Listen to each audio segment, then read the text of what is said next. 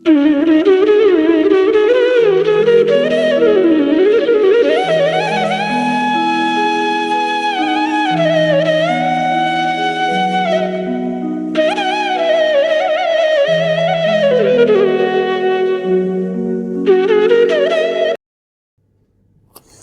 को हाथ जोड़कर प्रणाम। वैदिक ज्योतिष पीठ में मैं आपका स्वागत करता हूँ।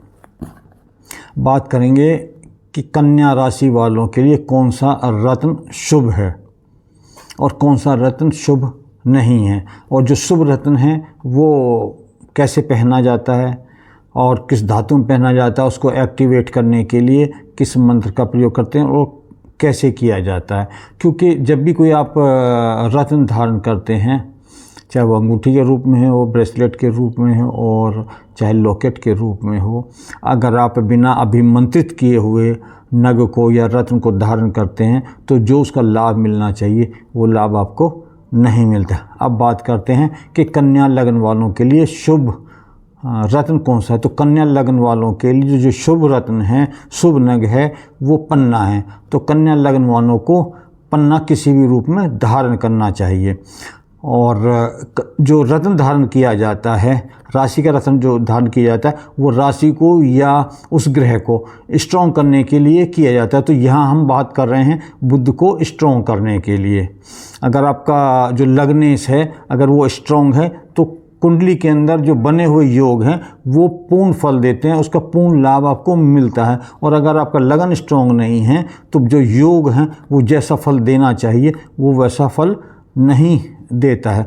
तो आप कन्या लगन वालों को पन्ना पहनना चाहिए, जो उसके लिए वर्जित रत्न है। यानी पन्ने के साथ क्या नहीं पहना जा सकता, तो पन्ने के साथ में मोती धारण नहीं किया जाता है। तो अगर आप पन्ना पहन रहे हैं तो आप मोती उसके साथ नहीं पहन सकते हैं, उसको नहीं पहनना चाहिए। और उसको किस प्रकार से पहना जाता है, कैसा उसका तरीका क्या, तो आपने चाहे जो भी आपका रत्न है, पहले आप उसको गंगा जल में धोइएगा, फिर उसके बाद में उसको कच्चे दूध में धोइएगा, उसके बाद में फिर पुनः गंगा जल से उसे साफ़ कर लीजिएगा। मंदिर में बैठ के धूप दिखाइएगा और जोत दिखाइएगा, उसको दीपक दिखाइएगा, और उसके साथ साथ जो बुध का मंत्र है उसकी कम से कम एक माला करिएगा।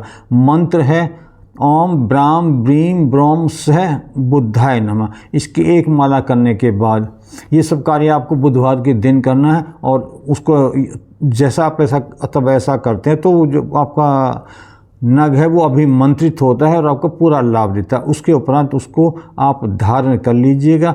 इस प्रकार करके देखिएगा तो जो आपको बुध से संबंधित जो लाभ हैं और लगन से संबंधित जो लाभ हैं वो सारे प्राप्त होते रहेंगे। तो जो बात मैं आपको बताना चाह रहा हूँ आप उसे समझ पाए होंगे। फिर भी आपका कोई प्रश्न अगर रह गया है तो आप मुझे कमेंट बॉक्स में लिख सकते हैं, मैं उसको उत्तर देने का आपको प्रयास करूँगा। यहाँ एक बात और बताना चाहता हूँ कि जब भी आप कोई नग धारण करते हैं, क्योंकि नग जो होते हैं बहुत ज़्यादा पावरफुल होते हैं और ग्रह से संबंधित जो भी लाभ हैं या हानि है वो तुरंत लेना प्रारंभ कर देते हैं।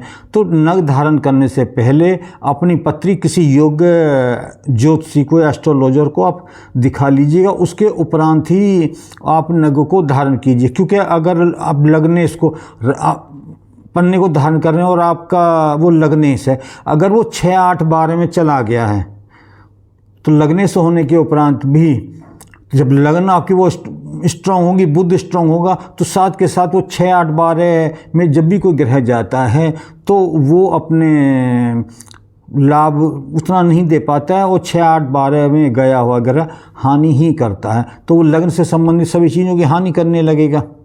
तो आपको ये देखना होगा कि आपकी जन्म पत्रिका में बुध कहाँ पर है। अगर वो 6, 8, 12 में है और उसके साथ किसी अच्छे ग्रह का कोई संबंध नहीं बन रहा है तो आपको उस पर पुनः विचार करना चाहिए और अच्छे ज्योतिषी को देखने के उपरांत ही नग धारण करें। और सभी नगों के विषय में मैं यही कहना चाहूँगा कि जब भी आप कोई नग पहनते हैं लाभ के लिए, क्योंकि वो उस ग्रह को स्ट्रॉन्ग करने के लिए पहना जाता है और उसकी पोजीशन आपकी जन्म पत्री में त्रिक भावों में चली गई है, तो वो आपको लाभ देने के स्थान पे हानि भी दे सकता है। इसलिए मेरा आप लोगों से निवेदन यही है कि नग धारण करने से पहले, उसका उपाय करने से पहले आपको किसी अच्छे ज्योतिषी से सलाह ले लेनी चाहिए। जो आप जिसको भी आप मानते हैं या जो आपके नियर बाई कोई अच्छा ज्योतिषी है वहाँ ले सकते हैं।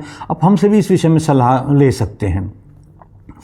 और जो भी हम आपको जानकारी देते हैं आपके लाभ के लिए देते हैं। आप सुखी रहें, आप समृद्धशाली बने, शक्तिशाली बने, आपका नाम हो और जो आप जीवन में पाना चाहते हैं वो सब चीज़ आप प्राप्त करें। इसलिए हम आपको समय समय पे जो सही जानकारी होती है उसको देने का प्रयास करते हैं। और यदि आपको हमारे द्वारा दी गई जानकारी सही लगती है और आपके वो काम की है, तो अगर आपको हमारी वीडियो सही लगती है तो आप हमारी वीडियो को लाइक कीजिएगा और साथ साथ उसे सब्सक्राइब भी कीजिएगा, ताकि हमारी आने वाली वीडियो का जो नोटिफिकेशन है वो आपको मिल जाए और आप उसको देख करके उसका लाभ उठा लें।